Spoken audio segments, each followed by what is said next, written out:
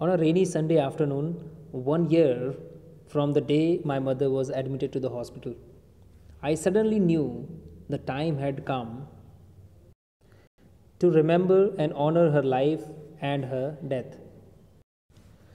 तो Sunday afternoon की बात है, रेनी संडे था, उस दिन बरसात हो रही थी और ये वही दिन था जब 1 साल पूरे हो चुके थे इनकी मदर को हॉस्पिटल में एडमिट किए। मतलब जब एडमिट किया गया था, ठीक है, तो 2 या 3 महीने स्ट्रगल करने पड़े, उनके बाद उसके बाद उनकी डेथ हो गई। लेकिन उस बात को, मतलब एडमिट किए हुए दिन से लेकर अब का जो दिन है संडे आफ्टरनून, जो रेनी डे है, 1 साल पूरे हो चुके हैं, ठीक है। I suddenly new the time had come. मुझे अचानक से ऐसा लगा कि अब समय आ गया है।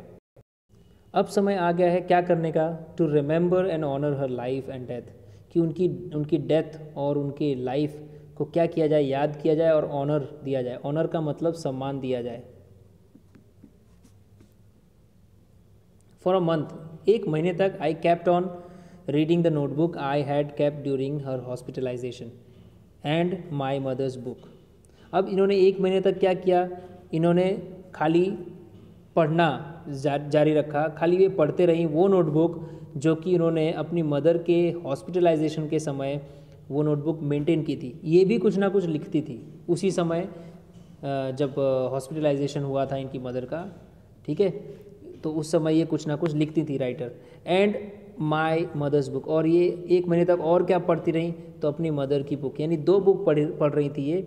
एक तो वो नोटबुक जो उन्होंने मदर के हॉस्पिटलाइजेशन के समय मेंटेन करके रखा था, उसमें कुछ ना कुछ वो राइटर ये लिखती थी, और एक मदर की बुक जो कि मदर ने पहले ही कंप्लीट कर लिया था अर्ली ऑटम से लेकर अर्ली दिसंबर के बीच में, ठीक है। उसके बाद कैंसर डिस्कवर हुआ, उसके बाद हॉस्पिटलाइजेशन हुआ, जो भी है।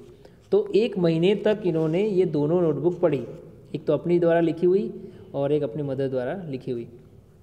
When I finish reading, the writer says कि जब मैंने रीडिंग यानी कि पढ़ना पूरा कर लिया, पढ़ना एक तरह से कंप्लीट कर लिया, I realise that my mother was no longer lost me. तब इनको रियलाइज़ हुआ कि मेरी मदर कहीं भी मुझसे खोई नहीं है, कहीं दूर नहीं चली गई है, वो तो मेरे पास ही हैं। In some new and different way I had regained her. एक नए तरीके से, या आप कह सकते हैं बहुत ही अलग तरीके से, मैंने उन्हें पुनः प्राप्त कर लिया था। आई रीगेन्ड हर, मैंने खोया ही नहीं था उनको, मानो जैसे वो मेरे अंदर ही थी। फ्रॉम माई नोट्स डेटेड 21 जनवरी 1985। अब 1985 को इन्होंने जनवरी के टाइम 21 तारीख को इन्होंने अपने नोटबुक में कुछ लिखा था। ये अपने नोटबुक में से कोट कर रही हैं, ये जो कोटेशन है ये इनके अपने नोटबुक में से, राइटर के। क्या लिखती हैं? My mother continues to amaze me. मेरी मदर तो मुझे हमेशा अमेज़ करती हैं, एक तरह से मैं चौंक जाती हूँ या तो मुझे सरप्राइज़ फील होता है। मैं एक्चुअली मुझे हमेशा ये सरप्राइज़ फील करवाती हैं। Despite what is happening to her body. क्यों सरप्राइज़ फील होता है इस राइटर को?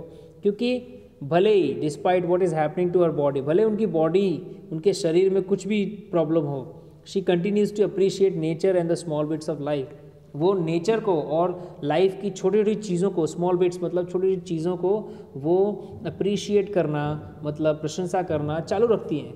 भले इनके बॉडी में बहुत पेन हो रहा हो, कैंसर बहुत ही घातक बीमारी होती है, फिर भी ये बिल्कुल वैसी ही हैं, लाइफ और नेचर को अप्रिशिएट करती हैं। हर रूम नंबर 235, रूम नंबर भी लिखा हुआ है इसमें, 235 हैज़ अ लार्ज विंडो। उसमें एक बड़ा सा विंडो था। She enjoys watching birds busily flying outside. अब बर्ड्स बाहर दिखाई देते हैं, वो बहुत ही बिजीली मतलब बहुत ही व्यस्त होते हैं बाहर उड़ने में। उनको देखकर वो बहुत प्रसन्न होती हैं, वो एंजॉय करती हैं। कौन? तो मदर, खिड़की के थ्रू।